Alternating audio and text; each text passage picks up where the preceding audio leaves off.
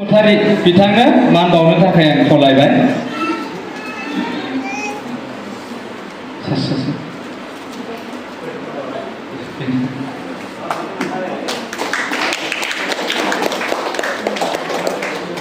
साबायखर थाबाय।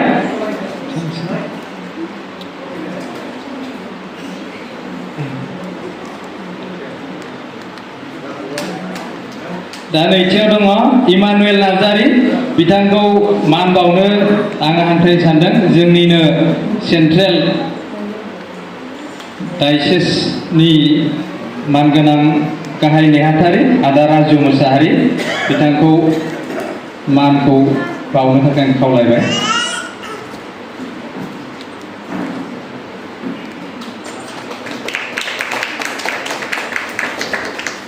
साबायखर थाबाय।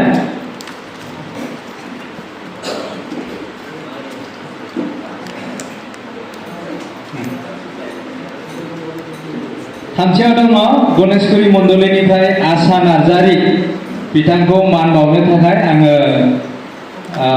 जोंनि डिस्ट्रिक्ट आफादजों लोगोसे सेन्ट्रेल आफादनि मानगोनां बोसोनगिरि आयं आदै जनास मोसाहारि बिथांखौ खावलायनो थाखाय। आशा नार्जारि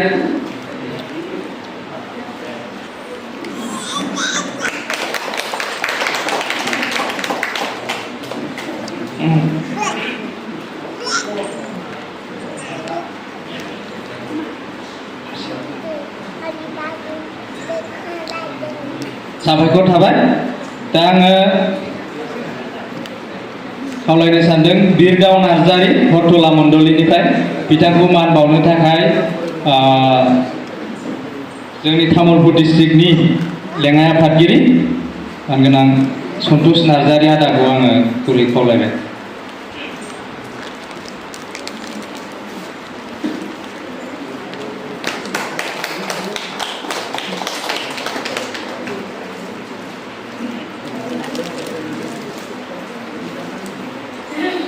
साबायखर थाबाय। दा बाथियाव दङ बिनि मोसाहारि बिथांखौ मान बावनो थाखाय आङो जोंनि तामुलपुर डिस्ट्रिक्टनि गाहाय नेहाथारि सन्जय बसुमतारि बिथांखौ खावलायबाय। बिनिया एबसेन्टनो पस्तिमा नार्जारि खालाजार मण्डलीनिफ्राय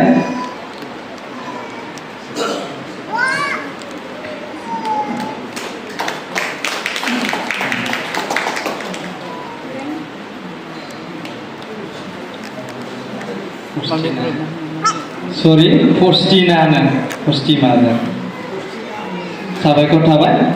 दा स्निथियाव दङ रिसा बसुमतारि बिथाङाबो खालाजारनिफ्राय बिथांखौ मान बावनो थाखाय आङो नैबे गुवाबारि मण्डलीनि बोसोनगिरिजों लोगोसे बारग' गाहाय फालब आयं डेभिड नार्जारि बिथांखौ मान बावनो थाखाय खावलायबाय।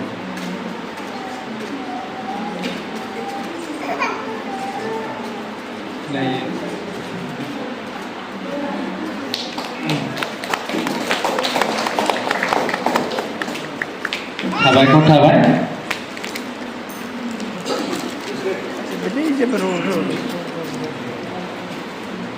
दा दंबावो जोंहा प्रेरणा बसुमतारि गयबारि मण्डलीनिफ्राय बिथांखौ मान बावनो थाखाय आङो आदा माथियास सार बिथांखौ आं खावलायबाय।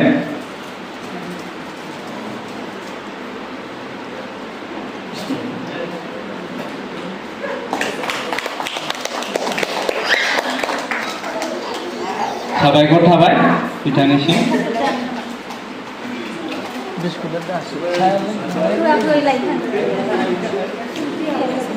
दा बे HSLC आनजादखौ उथ्रिसार जानाय फरायसाफोरा बेखिनियानो। दा बिथांमोन